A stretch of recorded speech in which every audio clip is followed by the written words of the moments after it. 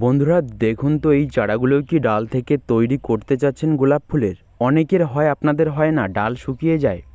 সমস্ত সমস্যার সমাধান আজকের এই ভিডিওটিতে পেয়ে যাবেন।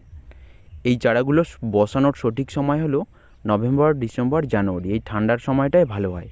বেশ কয়েকটি কাটিং বসিয়েছি, তার মধ্যে একটি ডাল নষ্ট হয়ে গিয়েছে।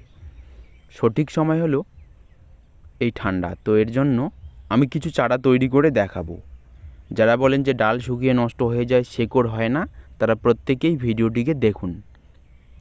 ডাল নিতে হবে পুরনো, একটু মোটা ডাল নিলে সাকসেস হবে এই চারাগুলো। কচি ডাল নেওয়া যাবে না, কচি ডাল বসালে পরেই শুকিয়ে যায়। কাটিংগুলো 1 ফুটের নিচে রাখবেন, অতিরিক্ত হাইট করা যাবে না। বেশ কয়েকটি কাটিং করা হলো। এখন এই কাটিংগুলো বসাবো বালিতে। বালি এবং কোকোপিট, এই দুটো হলো গোলাপের ডাল বসানোর গুরুত্বপূর্ণ উপাদান। দেখুন, এখন এই হরমোন লাগাতে হবে, তবেই শেকড় হবে। এটা হলো কাটিং এইড হরমোন, অনলাইনে পাওয়া যায়। নিয়ে এসে আপনারা হালকা জলে গুলে এই নিয়মে লাগিয়ে নিন। প্রত্যেকটি কাটিংয়ের গোড়ায় লাগাচ্ছি। এটা লাগালে পরে 90%-এর ওপরে ডালগুলোর থেকে শেকড় হবে। নষ্ট হওয়ার সংখ্যা খুবই কম থাকবে। ডালগুলো সরাসরি বসালে হরমোনটি মুছে যেতে পারে। তো এর জন্য প্রথমে কাঠি দিয়ে হোল করে নেবেন, তারপর আপনারা এই ডালগুলো বসিয়ে নিন। তো আমি এখানে কম কাটিং বসাচ্ছি, আপনাদের যদি বেশি প্রয়োজন হয় বেশিও বসাতে পারেন। বন্ধুরা, আরও একটি সিক্রেট টিপস বলছি। হাইব্রিড যে গোলাপগুলো রয়েছে সেগুলো ডাল বসালে ঠিকঠাক গ্রো হয় না। প্রথমে দেশি গাছের ডাল বসিয়ে চারা করতে হবে। দেখুন, এই হলো চারা, 1 মাস সময় লেগেছে। এই দেশি গাছের চারা দ্রুত গ্রো হয়। এই চারাগুলো তৈরি হলে পরে পরবর্তীতে এখানেই গ্রাফটিং করে অরিজিনাল গোলাপ গাছ তৈরি করা হয়। নার্সারিতে এই নিয়মেই তৈরি করেন তারা। একটি ডাল নষ্ট হয়ে গিয়েছে, বাকিগুলো সাকসেস হয়ে গিয়েছে। প্রত্যেকটিতেই নতুন কুশি বাইর হয়েছে। এখন দেখব শেকড় হয়েছে কি না। তো শেকড় অবশ্যই হবেন, তা না হলে পাতা বাইর হবে না। দেখুন, বালিতে বসালে বালি ছাড়িয়ে এই চারাগুলো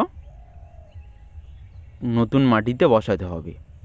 তো প্রত্যেকটি চারাতেই আশা করি শেকড় হয়েছে। দেখুন, এটাই হলো সিক্রেট টিপস। তো আর কোনো নতুন এখানে টিপস প্রয়োগ করা হয়নি। এটাই হলো সঠিক পদ্ধতি। এতে আমরা সহজেই সাকসেস পাবো চারা তৈরিতে। আপনারা তৈরি করুন এই নিয়মে। বালি ধুয়ে নিয়ে আমি এই চারাগুলো বসানোর জন্য একটি মাটি তৈরির সিক্রেট টিপস বলছি। এই গোলাপের চারাগুলো একদম হালকা উর্বর মাটিতে হয়। তো এর জন্য মাটি এমনভাবে তৈরি করতে হবে যাতে মাটি উর্বর থাকে। এর জন্য আমি 50% মাটি, 20% কোকোপিট, 30% গোবর সার নিলাম।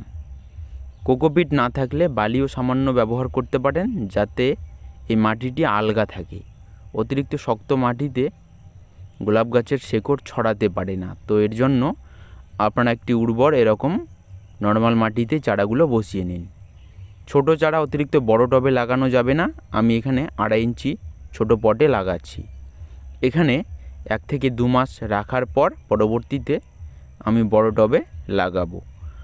তো এই চারাগুলোতে কয়েকদিনের মধ্যে আমি গ্রাফটিং করব, এ বিষয়েও ভিডিও আসবে। আপনারা চ্যানেলটিকে সাবস্ক্রাইব করে রাখুন।